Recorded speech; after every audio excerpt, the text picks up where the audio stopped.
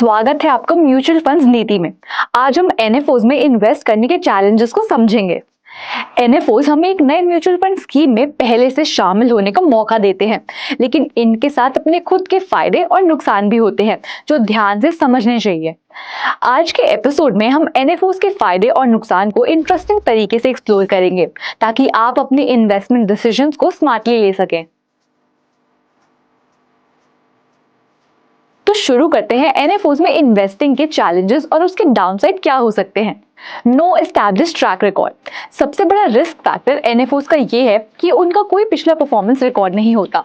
मतलब हमें पता ही नहीं होता कि किस फंड ने पहले कैसा परफॉर्म किया है और इसमें कितना रिस्क है। Timing of NFO launch. NFO के लॉन्च का वक्त भी बहुत मायने रखता है। अगर कोई एनएफओ बुल मार्केट फेज या किसी स्पेसिफिक सेक्टर के बूम टाइम पर लॉन्च होता है तो उसका रिस्पॉन्स ज्यादा होता है, लेकिन अगर ओवरऑल मार्केट का माहौल थोड़ा डल है तो सक्सेस होना मुश्किल हो जाता है। Unrealistic return expectations.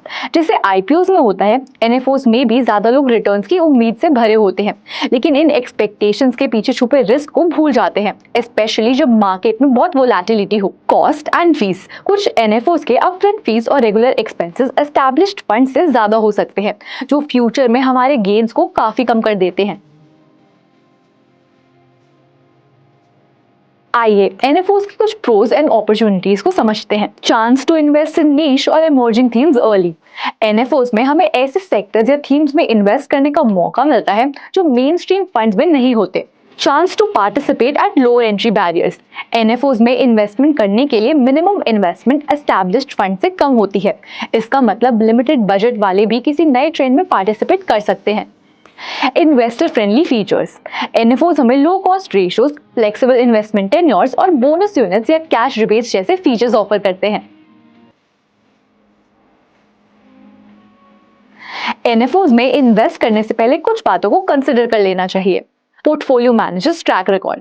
Fund manager का पास्ट परफॉर्मेंस रिकॉर्ड देखना जरूरी है ताकि हमें पता चले कि वो कितने रिलायबल हैं। Capital size after NFO. NFO के दौरान कितना पैसा इकट्ठा होता है ये भी इंपॉर्टेंट है। जितना ज्यादा पैसा, फंड मैनेजर्स के लिए उतनी ही better flexibility. Strength of investment strategy. NFO की इन्वेस्टमेंट स्ट्रैटेजी और प्रोसेस को अच्छे से समझना जरूरी है ताकि हमें पता चले कि ये फंड हमारे एक्सपेक्टेशंस के हिसाब से है या नहीं। तो एनएफओज के साथ इन्वेस्टमेंट करने के फायदे तो हैं, लेकिन इनमें कई रिस्क भी हैं जिन्हें समझना जरूरी है। अपने रिस्क एपेटाइट के हिसाब से इन्वेस्ट करना और हमेशा केयरफुल ड्यू डिलिजेंस रखना, ये है एक सक्सेसफुल म्यूचुअल फंड इन्वेस्टमेंट के गोल्डन रूल्स। आज हमने एनएफओज को और बेहतर तरीके से समझा। आज के लिए इतना ही। अब मिलते हैं अगले एपिसोड्स में।